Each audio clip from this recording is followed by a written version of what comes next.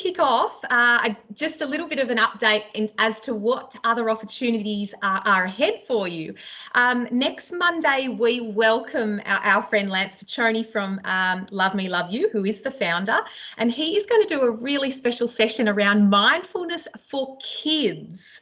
And then the next Blue Connection session that we have coming up at the end of this month is around design thinking, supporting you and your teams to adapt and innovate, a really timely session, particularly with all teams coming back together. And that is with Greg Harbidge, who is a facilitator and coach at Melbourne Business School and the founder of Rhythm Effect. For those opportunities, just refer back to the most previous circular that went out. I'm just popping it into the chat line for you as a reminder. The Blue Connection session will be launched very shortly. How to stay up to date, we've got our social media pages, we've got our team app, and of course, the Member PD webpage, where you can go back and watch all the previous sessions and, of course, today's session. Which brings me to, when I say resilience, persistence and determination, these are the words that describe our guest today, who is Warren Davies, also known as the Unbreakable Farmer. Now, apart from speaking, Warren is a husband, father of 5, son, brother, mate, and a normal bloke down the road, involved in his community as president of Kyabram P12 College, local footy and netball club, and mentors youth in the MATES program. Warren is also proudly an ambassador at Cottage by the Sea at Queenscliff, which is a children's charity offering camps and support for kids doing it tough all over Australia, while providing inspiration, fun and opportunity in a safe and healthy environment. His message is simple and is so important at a time when stress is seen as normal and depression is commonplace. With that, I welcome Warren Davies. Thank you very much. Thanks for that introduction, and thank you for having me on, Sheila. It was really a great opportunity for me today to be able to share my story, so thank you. I'll probably just jump straight into my presentation, and obviously in that introduction, my name's Warren Davies, and I'm known as the Unbreakable Farmer, and I'll share a little bit about how that all come about. But I'm also, as you touched on, an ambassador at the Cottage by the Sea down in Queenscliff, and I'm also the regional manager for Love Me, Love You Foundation, which is fantastic for me. Gives me the opportunity to be able to speak in front of particularly kids at school, which is really good, and be able to facilitate the programs that Lance and the team have put together. And it's really a great opportunity to be able to connect with the community at that grassroots level, and especially with the kids, and share a little bit about my story, which I can also relate to sometimes with the kids, and how my mental health journey really started at school, and with a lot of bullying and so forth. So the Love Me Love You Foundation programs that we deliver in the schools is really good and positive for the mental health and wellbeing of the kids there. But personally, so I started off in this journey as a speaker, as a mental health advocate, probably about 4 or 5 years ago, and it all came about by me searching for my identity of who I was. And you'll hear in my story that I faced a few challenges that really challenged my mental health as well. So, and one of the major things that I needed to cope with was my loss of identity. So I set out, really fell into an opportunity to become a speaker, and it's just grown from there. And I'm really grateful for that opportunity. And as that speaking and sharing my story continued and developed, I also developed a mission, and that mission is around creating awareness and education around mental health and wellbeing, and particularly in rural and regional areas, because that's me. That's where I come from. I come from a regional town. I come from a reasonably small community, a farming community in northern Victoria, a town called Kyabram. And I know the effects that mental health and mental illness and depression and suicide has in our community, and that I'm really passionate about creating that awareness and providing some sort of education around that mental health and wellbeing. The second part of my mission is really I think it's the crux or the whole basis of anything that I do is about inspiring conversations. Mental illness and suicide in our community is something that we don't all talk about. It's still, even though it's becoming an easier topic, more easier topic in the community to talk about, it's still a bit of a taboo topic at the same time. So inspiring conversations by sharing my own story is a real strong part of my mission. And the third part of my mission is to empower people to be able to seek help and seek help in an environment that's free from stigma and in a safe environment, so people feel comfortable about seeking help. And you'll hear through my story, it's something that I struggled with. And we talk about resilience and well-being, and that's some of the topics around today's presentation. And resilience for me become really clear by a lady on Facebook who shared her perspective on resilience, and her perspective is around resilience is the lack of any other options. And when I talk about resilience, I talk about and I relate resilience to bungee jumping. Now, and I think it's a good metaphor because, we all get knocked down from time to time, and, that the metaphor of the bungee jumping is we bounce back and you keep bouncing back. And that's resilience. It's being able to, recover from being, knocked down.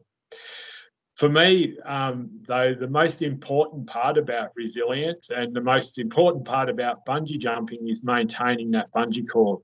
Because if we don't, maintain that bungee cord, we don't get to bounce back. And that's a bit about, and in the second part of my presentation, I'll share about, how we maintain that bungee cord. How can we maintain our mental health and well-being so we do bounce back when we face challenges? That's hopefully one of the things that you'll be able to take away from my presentation.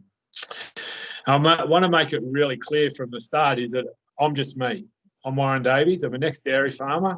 I was born and bred in Melbourne, but I've spent most of my life in the country, and I share my lived experience to hopefully achieve one of those parts of my mission, and that's inspiring conversations around mental health, mental illness and suicide.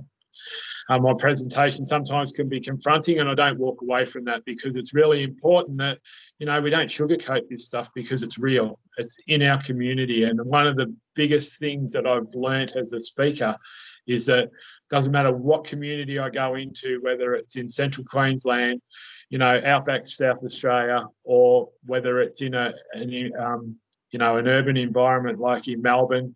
Doesn't matter where I go or where I present, someone will come up to me with a similar story, and that's everywhere. And that's one of the driving factors for me to keep doing what I do.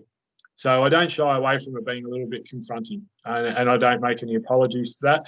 And if you were standing in front of me, or I was standing in front of you in a room, I always use my thing is if you do feel triggered or you feel uncomfortable with some of the stuff that I talk about, I'm happy for you to leave the room. But all I ask is that you give me a thumbs up or a thumbs down on how you're feeling. It's a little bit hard while we're not in the same room. But if you do feel uncomfortable and you need to step out for a bit, I'm all cool with that. Just want to make sure that you're okay, because one of the things I'd hate to do is make someone's situation worse by doing what I do. Now, just a little bit about my story, and I'll probably start at the at the end a little bit, and how I become the Unbreakable Farmer. And it was by speaking to a mentor. He encouraged me. He said, "You've got a story to tell, and you need to share it." And one of the things I've learned along that journey is that there's power in storytelling, and we've all got a story, and we all need to share it, I believe, and it's important. And he really told me that, who was I not to share my story, because it'll empower people to be able to go and seek help. And I didn't really believe that, and sometimes I still don't believe that even now. But I do know that by sharing my story, it does have an impact on people, and it does encourage people to be able to seek help. And so I continue on doing it. But I started off doing this speaker course with that mentor. We're a group of 20 in Melbourne, and one of the first exercises that we had to do was share our story, and that had two parts. Or the exercise scope was two parts. It had to come from the heart, and you had to make one of the 20, one of the audience, cry. So it was a real challenge for me, because my only foray into public speaking prior to that day was being a football coach. And anyone that's on and listening to this that's a football coach or any sort of coach knows that you don't really need to say anything being a football coach. You can stand there at 3/4 time and rant and rave and bang the folder and do all that, because no one listens to what you say.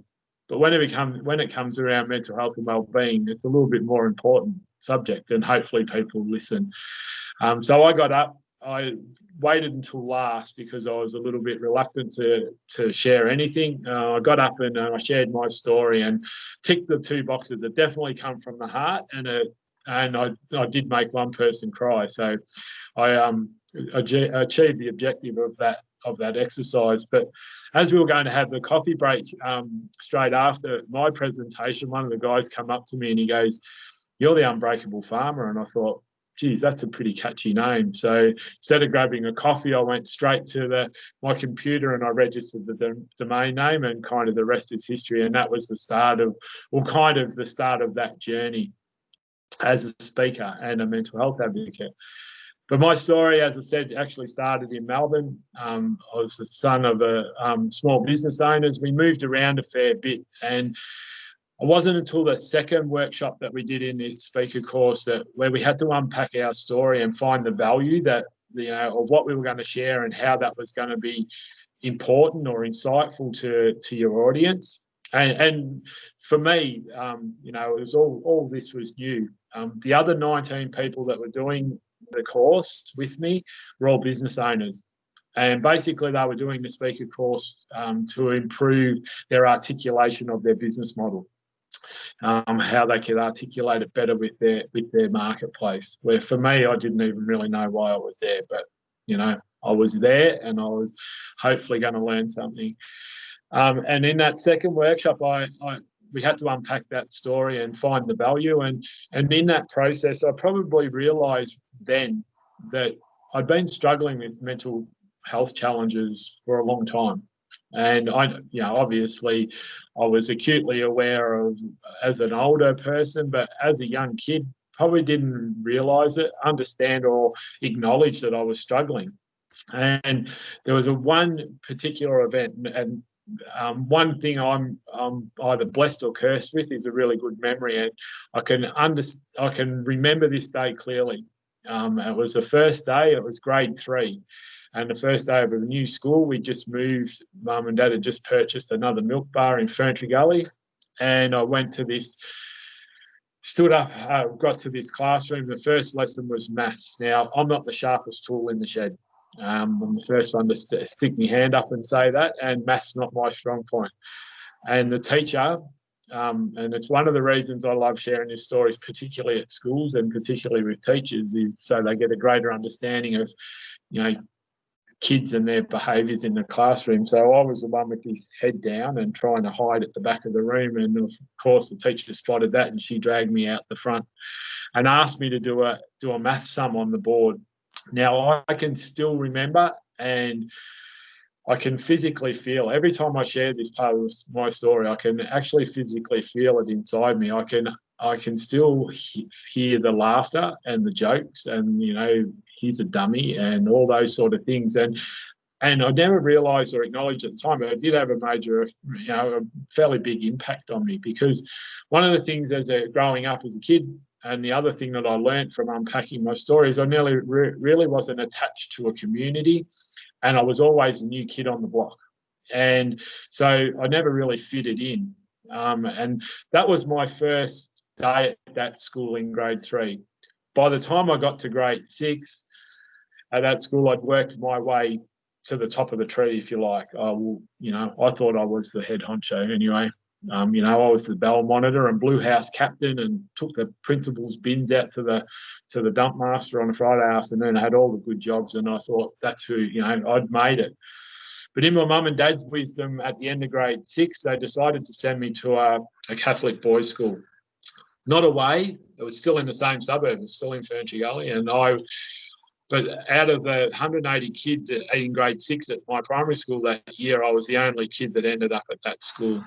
And for me, anyway, if you could see me live, I'm 6'3". The only thing that's probably really different is I had a slightly better haircut back in those days than I do now. But I walked into the quadrangle the first day at that school as the new kid on the block again. And all the other kids were in their friendship groups. There was the St. Pat's kids and the St. John's kids, and they were all standing in their little groups. And here's me, 6'3". I was the same height as what I am now, walking in, and all the eyes just turned to me. And it kind of started right at that moment. I was subjected to a fair bit of bullying. And that bullying was started off as verbal, and then it became physical, and become unbearable at stages. Once again, this underlying theme to my story is I never reached out, sought help, told anyone, not even mum and dad, and just sucked it up, sunshine, I suppose, and developed this resilience about bouncing backwards and forwards. But now I know that I really needed to maintain that bungee cord to help me bounce back better, because one of the things that really impacted, apart from my mental health, that bullying, was my schooling. I went from a straight A student in year 7 to halfway through year 9, I was failing school. And I mean failing. If I got an E, I was pretty excited to take my report home. It had a bigger impact on me. But over those 3 years at that school, one of the biggest things that I wanted to do, and one of the ways I thought I could, break through and climb that tree at that school, was to make the footy team. I love my footy. I'm passionate about my footy. I just, I eat and breathe. As a kid particularly, ate and breathe football. Just loved it. So I tried out for that team, and the first year never made it. And I was pretty disappointed about that. And that day that you go to the notice board and you go and see where your name is, I looked for my name and couldn't find it anywhere until I got to the last sheet. And that last sheet was the table tennis team, and that was the team that I made. And it was a fairly bit of disappointment. And over the next 3 years, I did the same thing. Tried out again in year 8, didn't make the team. Made the table tennis team. It was coming quite handy. I was, a bit of a Forrest Gump when it comes to table tennis. When I got to that, a couple of years in the table tennis team. In year 9, bigger and stronger, I thought I'll try out again and see if I can make it. And didn't make it, and unfortunately got booted off the table tennis team, but I made the basketball team, and that became another passion of mine, was basketball. But it's one of the things that really dented my confidence, and one of the things I realised unpacking my story, that anxiety and self-esteem played a big part in my years of growing up. Going back to that football story, I have forgiven myself, because the school that I was at, we're in North Melbourne zone at that stage, and I think there's 7 or 8 of the kids that I went to school with all played AFL football. So, there's only 22 spots in the team, and 8 or 9 of them were taken up by blokes that played AFL footy. So I have forgiven myself for not making that team, but did have a big impact. And something that that I really try and share with, especially with school kids, is that, you know, you need to take notice of, you know, how you're feeling, and when it's particularly, you know, if you're feeling challenged, that you need to be able to seek help or talk to people about it at the very least. At the end of that year 9 period, or that year around Cup Day, actually, Mum and Dad decided that we were going to leave Melbourne, and Dad always harboured you know, a dream of becoming a farmer, and so we actually had friends up here. We come to visit them on one weekend, and basically, long story short, that was the September school holidays. By Cup Day, we moved in up to the country in probably the worst possible time that you could actually move to the country, you know, to regional Victoria. It was in 1982, 83, in the middle of the worst, well, at that stage, the worst drought that the state had faced for a long time. So wasn't a good time to actually become dairy farmers, but that's what we did. And for me, I was very excited about the opportunity of moving to the country and re-identifying myself as someone, you know, not having the shackles of the challenges that I'd faced. Even though I hadn't shared them with anyone, it was within me, you know, that self-esteem and those anxiety issues that I'd faced as a kid. But as I know now, they were things that I needed to talk about, because later on, when some serious triggers come along and some really serious challenges come along, all that stuff resurfaced. Moving to the country was really positive. You know, some really positive experiences. That first day going to a new school was fantastic, and you know, I had 6 weeks of that school year left to, you know, try and turn things around. You know, failing year 9, not something that I wanted to do, and thought moving into this new school would be the way I could do it. And what you know, the first experience I had was the school bus ride. You know, it's not like anything else I'd experienced before. And, you know, my general mode of transport to school was weaving in and out of traffic on the Burwood Highway with my fingers crossed, hopefully getting to school without being knocked off my bike. Where now I'm on a school bus with, you know, 30 other kids, all from different farms. You know, everyone friendly, all different ages, but real friendly and happy environment. And thought, this is really good. This is positive. And got off the school bus, and our friends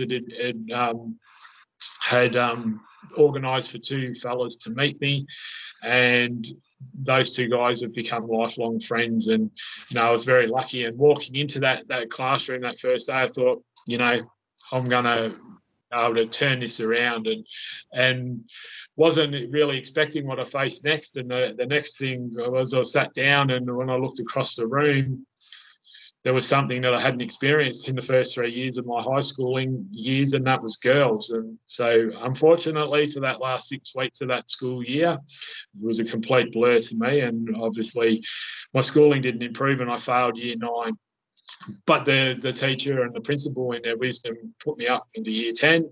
But it wasn't too long into the next year, into year 10, that I realised that school really wasn't for me, and I had to try and find a career path. And that career path I chose was farming.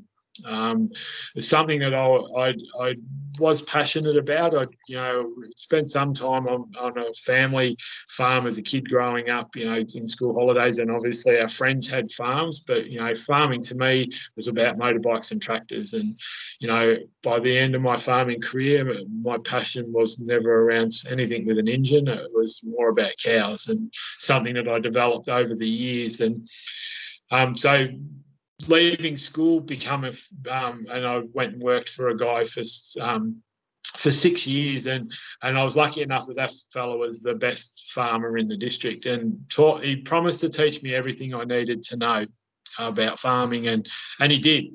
You know, he taught me all about, you know, how to weld, how to fence, you know, how to fix tractors, how to look after cows, grow grass, all the things that I needed to know. And as a cocky 22-year-old, I got to the stage, and I was engaged, and we were about to get married, because that was one of the other positive things about moving to the country. I met this girl that, you know, when we were 16, and, you know, she's the love of my life, and, you know, that was one of the positive things. And and still is my wife, today, 30 years later or whatever it is. I can't remember the exact number, so I'll probably, if she watches this, I'll get in trouble. But it was, one of the things that I wanted to do. I was passionate about farming, and I thought, I need to get out on my own, and had a number of options. One of the options was to, try and purchase a farm, which was pretty hard because I didn't have enough money. But opportunistically, some land come up for sale next door to mum and dad's, and that was fantastic. It was a really positive time in my life. Actually moving to the country, people actually realised that I could play footy, and I was playing, senior footy once I was 16, and ended up winning a premiership and all those sort of things. So, and then met my wife or my girlfriend. So all these things are really, really positive things. And then so I was fairly, not ahead of myself, but fairly cocky, and I thought, I know everything I need to know about farming. Let's give this a shot. And I did. I knew all the good things, all that skill stuff that I needed. And obviously going into this business, I was going into business with mum and dad. Understood that could be fraught with danger. Anyone that's been in a family business will understand that. Also going into business with the bank, because the bank lent me the money. But I really paid little attention to, and the other person, or the other thing that I went into business with, who I call my silent business partner, was Mother Nature, and she was the one that was going to deal me some blows, and those blows were going to have a major effect on my mental health and well-being. And the first one of those was a flood. It sent us a flood, which was a real challenge. And it was that flood that taught me a lot about, dealing with adversity and stuff like that. And that resilience bit kicked in. But when I talk about that bungee jumping and maintaining the cord, it was around now that I just forgot all about that bungee cord, and I just kept bouncing back. And over the next few years, that bouncing back got harder and harder. And that flood taught me, as I said, lots of positive skills around dealing with adversity and overcoming some challenges, but also triggered what I now call my mental health journey. And it was just a little spiral above my head, and I just knew that I wasn't right, but once again didn't reach out, didn't seek help, just wanted to keep moving forward. We got over that challenge, and we moved forward, but it wasn't too many years down the track, then we had a bit of a family meltdown on the farm. It was a family bust up. My vision of the farm and mum and dad's vision of the farm started going in totally different directions. And the only way that we could buy mum and dad, or solve that situation, was to buy mum and dad out of the farm. With that, I took on a lot of debt, which obviously you take on a lot of stress, and but I was hell bent on one of the words that I attach, and people pull me up sometimes by using this, but one of the words that I attach to my life is failure. I wasn't any good at school, and then, going through school, not making the footy team, I felt like a bit of a failure. And one of the things I didn't want to do was fail as a farmer. And so when this challenge had appeared, this family challenge, my way was, I need to deal with this, and I've got to keep moving because I don't want to fail as a farmer. So I bought them out and took on a lot of debt and a lot of stress, but was fairly confident in my skills to be able to move forward, set out on a 10-year plan, mapped it all out, where we were going to be, how we were going to achieve it, all those sort of things. But 2 years into that 10-year plan, Mother Nature come along again, and she belted me around the ears with the drought. The millennial drought come along. My plan was robust. The first 12 months we sailed through. It was a challenge, but we got through it. But as we moved into the second year, things got tighter. It was harder to find feed. It was harder to, maintain your lifestyle. And once again, that word failure started creeping into my vocabulary. And one of the things is I started to feel shame and guilt around not being able to provide the way I wanted to for my family, and not being able to look after my animals, because that was my number one job, look after my cows, because I knew if I looked after them, they'd look after me. And I was starting to be really challenged at being able to do that because things were so tight and so dry. And that really started to have an effect on me. And if you can see my presentation, my my PowerPoint that I use in my presentations, this drought slide is a picture of my cow standing in a paddock with no feed, no grass, and in the middle of July, and I just started calving, and there's a cow down in the paddock, and that cow never got up again, and things like that really started to, eat away at me, and I started down on this spiral out of control, and it just kept getting to darker and darker places. And the thing is I never talked to anyone. My best mate's a hairdresser. He didn't understand where I was at. My other best mate works on the council. Didn't really understand where I was coming and the challenge that I was coming from. And I didn't really have anyone to talk to. And I didn't talk to my wife either, because she was going through the same challenges of what I was, and so I really didn't want to burden her with how I was feeling, but I was in a really dark place. I got to a place where I really couldn't see a way out. I had the support, and I was surrounded by my loving family, but I'd started to isolate myself. I'd stopped doing the things that I loved doing, like playing footy and being involved in my community, and isolated myself on my farm. And basically the same stuff happened every day. And I got to a moment where couldn't see a way out, and I actually call that moment in time that the darkest of places that I reached my 2 feet of perspective. Now, I won't go into all the details because I don't need to, but I'll let you join the dots. But in that moment in time, my whole life took on a new perspective. And life at that moment gave me 2 choices. I either could be bitter and twisted about, everything that was going on, and, just be down on the world and keep spiraling out of control, or I could become better.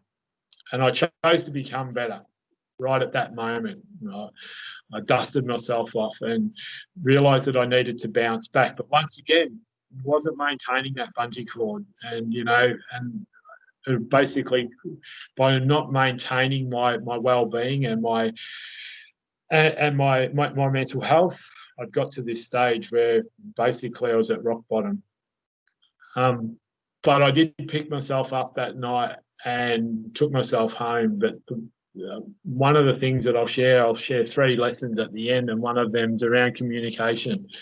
And one of the things that I didn't do is communicate again how I was feeling. I just wanted to get on with it. I didn't want to fail. But unfortunately, not long after that 2 feet of perspective moment, the drought consumed us, I suppose. Well, that's what it felt like. It consumed us. And we walked off our farm. We couldn't sell it. We couldn't do anything, really. No one wanted it. It's the worst drought, that we'd faced in the Goulburn Valley or in Victoria, or, most of the country was struggling at this stage. And so we walked away. One of the biggest challenges that I've had to face in the years since then is finding out who the hell I am. Who's Warren? What's his purpose in life? And particularly, what's his identity? Because as I walked out that front gate of that farm, as we walked off that farm that day, I, symbolically unclipped my identity and hooked it on the front gate and left it with my farm, because that's who I thought I was. My whole identity was tied up with that farm. Now, I did say that I said to myself that night that I'd become better, and that challenge of losing my identity, walking away from the farm, has been a challenge that I've faced, for the rest of, up until today. And I still face my challenges today, and I'm not shy about sharing that. And, I struggle. I have good days, bad days, struggle from, bouts of depression and anxiety, constantly. But one of the things that I like to do now is to, be able to share that part of my story, but some of the things I learned. And I'm going to share a few things with you now. And some of the things that, that I've incorporated in here around, some of the stuff that we share through the Love Me, Love You presentations and my own presentations is, how can you help someone? And there's 3 things that we can do. We can, open up conversations. We can listen and support. And we can encourage people to seek help. That's been able to help someone that, if you notice someone that's struggling and might be exhibiting behaviours like I've shared about my story, these are some of the things that you can do. You can open up conversations. But when we open up those conversations, we've got to be empathetic. You know, we've got to learn to ask open-ended questions. You know, going up to someone that you're really concerned about their mental health and just saying, "Are you okay?" It's a pretty closed question. You're going to 90% of the time you ask someone, "Are they okay?" They're going to say, "Yes, I am." So we need to ask more probing questions, more open-ended questions. Make sure that you've got, when you approach someone to ask them if they are okay, that you can give them your undivided attention and you're not sidetracked by anything else. You've also got to remain non-judgmental and don't rush in with advice. We don't have to have the answers at this stage, or we never have to have the answers. We just need to be there to support people. We need to listen quietly and demonstrate genuine care and build some rapport with this person that you have identified is struggling and might need your support. And we need to encourage them to seek help, whether it's through resources, through websites or organisations like Love Me Love You or Lifeline or Beyond Blue, through your support networks, professional services. And definitely, if you are concerned about someone's safety, you know, we can call 000 or call Lifeline on 13 11 14. But that doesn't, once you've started that conversation, it doesn't end there. We've got to remember to be able to check in with someone. Check in with that person and make sure that you're there to support them. You've started that conversation, you need to be able to support them through until they've got the help that they need. But when it comes to yourself and me, and I can remember when Lance first showed me the Love Me Love You presentations, and a lot of the things resonated with me. And they're the 3 stages of self-help and how we can look after ourselves. The first is about awareness and about understanding and identifying our emotions.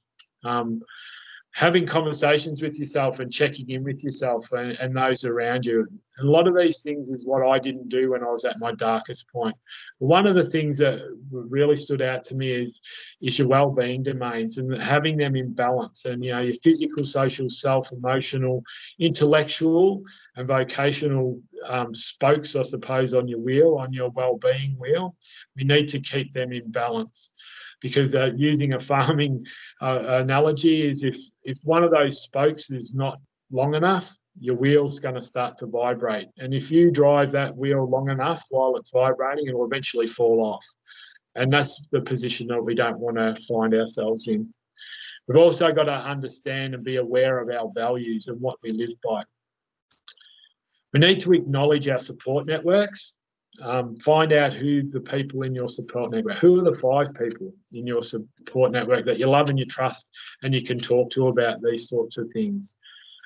Acknowledge the triggers, your negative triggers. What are the things that might trigger you to feel anxious or depressed? Understand what they are, the stresses and the challenges.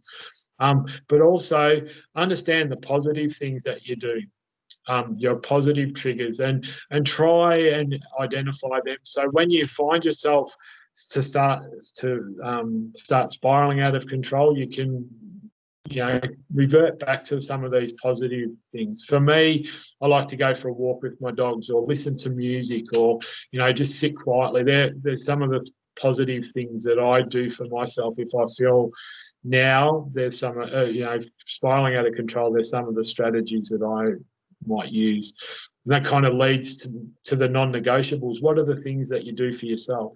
We've got to make sure that we're giving ourselves some time so we can make sure that, you know, that we can look after the people around us. So what are those things for you? As I said, for me, it's going walking or, you know, especially love getting down to the beach when we get that opportunity.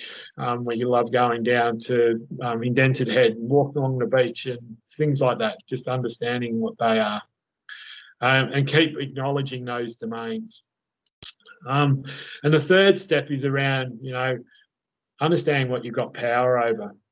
And not in an egotistical sense, but like for me, I worked so hard to try and control something I had no control over, and that was Mother Nature. If I had have directed my energy to somewhere else, I might have not got to the darkest places that I got. So understand what you've got control over and power over, and try and focus on those things, and seek help for the stuff that you've got no control over. Gratitude, another action step is understanding the who, what, and why. What are you grateful for in your life? It's important to have gratitude. And mindfulness and being present, living in the moment, focusing on those small things that are the important things. For me, like yesterday, one of those experiences where my daughter's just done a ag project at school, and we've got a calf at home, and my little grandson come out, and just spending 10 minutes sitting on the front lawn with him with this calf is one of those small things about being present and living in the moment. As I said, to finish off my presentation, I just want to give you my three key lessons. And once again, I get pulled up for this, but these three lessons are my three key failures, I suppose. And hopefully these aren't, these are things that I'm better at now. But my number one is communication is key. It's really important that we communicate our emotions and how we're feeling with the people around us, so they understand where we're at. That's really important. So communication is key.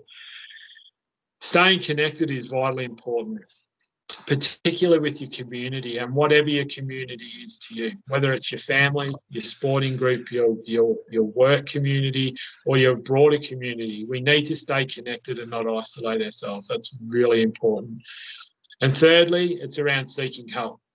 Seeking help for mental health or your mental illness is not something you should be ashamed of. It's physical fitness or physical wellness and mental wellness go hand in hand. So if you were feeling sick, you would go to the doctor. With your mental health, it's the same. If you're not feeling right, you need to seek help.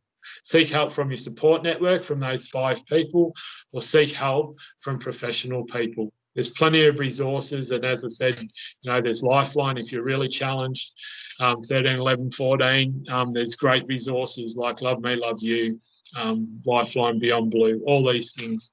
It's really important that we reach out and seek the help and not let something evolve into something it doesn't have to with your mental health. If you can just reach out early and confide in somebody who can support you through this process and this journey.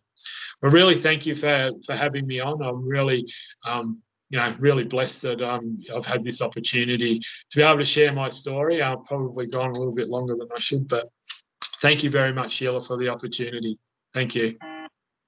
Warren, absolutely. And don't ever apologise. Your time management is superb. There are a couple of questions, if you wouldn't mind hanging. Andrew has just typed into the chat line, did you see the ABC Australian Story TV last Monday on Charles Massey and 5th generation traditional farmer? Drought, massive debt, etc., and his journey to regenerative agriculture, which improved his farm and hence his mental health. Any comment, if you can, on that? Look, I did watch a piece of that, but I haven't had an opportunity in these strange times that we're in. I'm doing a little bit of farm work myself, so I did a few hours last week, so I didn't get an opportunity to watch it all, but I have heard of his story. And yeah, look, there's many things that I've learnt. When you're in the thick of something, and I've heard lots of people, in lots of the drought communities I've spoken in, when you're in the middle of it, and it was really hard and challenging for me to go into a community and say, this is my story, when they were in the middle of it themselves. But if you can relate part of your story, you can get your mental health messages across, I think, as long as you connect and understand. So when you're in the middle of that, that drought, it can be all consuming. And for him to be able to get to the end and develop different strategies. For me, unfortunately, I wasn't a generational farmer. I didn't have much behind me to be able to see out another year. And in hindsight, maybe I should have, maybe I shouldn't have. It was, really tough times. And also you link that too with a really severe mental health challenge. My decision making around that time wasn't the best it should have been. I understand, I identify and acknowledge that now. But so, things work out for the best, and and that's the way you've got to look at it. So for him, he's developed strategies around his own farm and agriculture, and that's good. I'll never, once you're a farmer, you're always a farmer. So I'll always, always know, I always connect and resonate with any story that I see like that. Yeah, absolutely, Warren. And you often speak about the people that support you. Really quickly, conscious of time, I want to know what is one of your main takeaways with the charity camps and the mentoring that you do? Oh, just that, I think one of those things is that, it doesn't matter where you are in the world, or, as long as you're prepared to support people. Like, I can rock up and I can still be, I could be having my worst day. But one of the things, and people are asking me this a lot about, especially about my speaking, how do I share my story? And, if I'm having a bad day, standing up in front of people is and sharing the story is a really cathartic experience. And it's why I encourage people. Storytelling is so powerful. Yes. It's one of the reasons why community is so important, because within a community, the most powerful thing within a community is the shared wisdom. Because each and every one of us are on a journey. Every one of us have travelled their own journey, have faced their own challenges. Or if they've faced similar challenges, they've got their own perspective to it. And if we all, collaborate, share our stories, there's answers there. We can unlock answers that could help us solve some of the problems that we face, whether it's personal or as a community as a whole. I wish now, after if I say hundreds, I sound like I'm big noting myself, but the hundreds of people I've spoken to after I've done a talk that come and share a similar story, if I had have reached out and talked to people about how I was feeling, the next person I spoke to would have said, well, I understand how you're feeling. I've been through the similar things. This is what I did. So that shared wisdom within a community is the most important thing. So that's one of the things that, I've learned by doing what I do, but, love my work with Cottage by the Sea and with Love Me, Love You, supporting kids, is really, that's very, I've got my own tribe as at home, but being able to support, kids that are, kids that go to Cottage by the Sea, some of them have never seen the beach before. My kids are lucky enough that they get to go to the beach at least 3 or 4 times a year. Some of those kids get off the bus at Cottage and, walk out the back there and see the beach or look across the rip, and it's just, it's life-changing for them.